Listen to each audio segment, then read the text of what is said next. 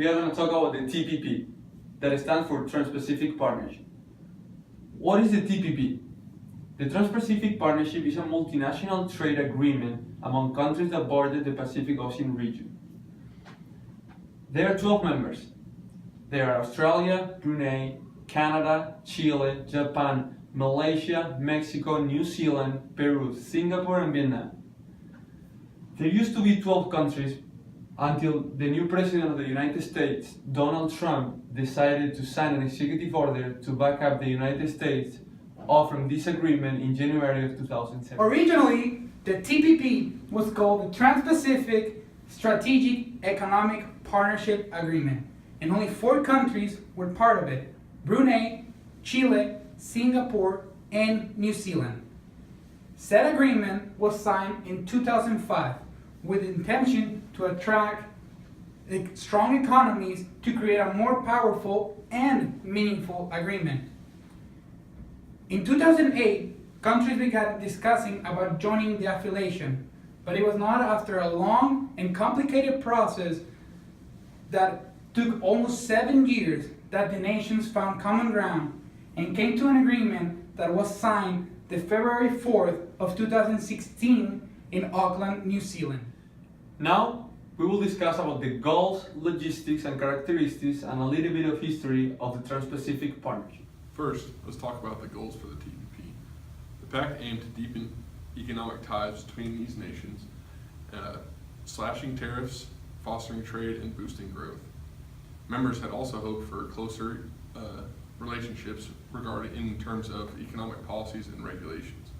Tariffs were long used in the United States to protect domestic industries from cheaper goods overseas. Tariffs on imports generated much of the revenue for the United States in the 19th century. However, after the Great Depression and World War II, the United States led a movement towards a freer trade. Thus, here we are at the TPP. However, recently, the U.S. decided to leave it. The United States backing out negotiations will have an impact on both the United States and the TPP as a whole. In the U.S., labor groups are sure to be celebrating the move. They've long argued that it would continue a trend of shifting American manufacturing jobs overseas to cheap labor. However, corporations are upset that the U.S. is narrowing their focus, removing access to additional global markets, and hurting their international business and growth. This could also open up a door for China to make their way into the TPP, making them even stronger economically. The Chinese president said, "We must remain committed to promoting free trade and investing through opening up and saying no to protectionism." China was originally an outcast in the TPP because the TPP nations were afraid that China would bully some of the smaller nations. Now onto the TPP. The TPP's future is uncertain given the U.S. withdrawal, but several members have signaled their intentions to rework the TPP without U.S. participation. For instance, Australia's trade minister responded to the U.S. withdrawal by stating that he had spoken to other leaders of the TPP to discuss ways to lock in the benefits of the TPP without the U.S. as a party in the negotiations. New Zealand has proposed an alternative deal without U.S. participation that completely reframes it, but others have stated that the TPP without the U.S. would just simply be meaningless.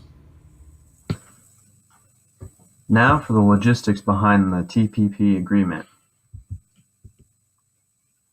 Removing tariffs does offer a lot of promise for shippers and the carriers as well. With little to no tariffs between participating countries, shippers would be able to send more goods at lower costs.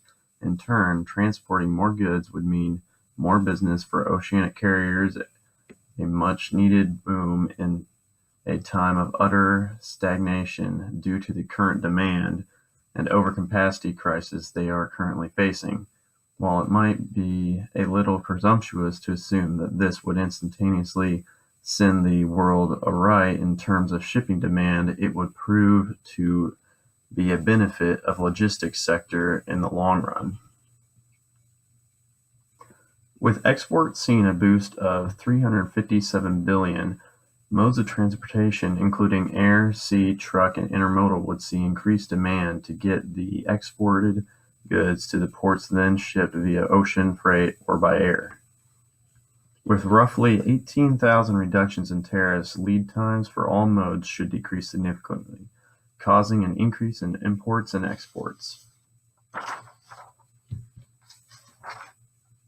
Modes of transportation that would reap the benefits of the passing of TPP agreement would include intermodal, air freight, oceanic carriers, and trucking.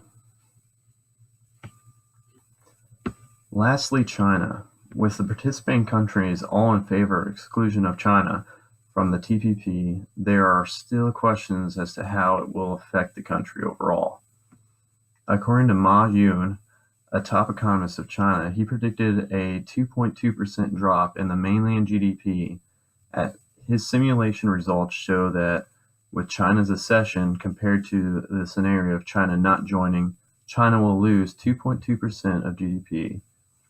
However, the TPP, including 40% of the global economy, approximately $27.7 trillion, it's not really something a country would want to be excluded from. And that's a look at the logistics of TPP. So to conclude, we learned that the TPP is a revolutionary but complicated agreement that will boost trade and profits around the world. On the other hand, the partnership could hurt the low-income people of the nations.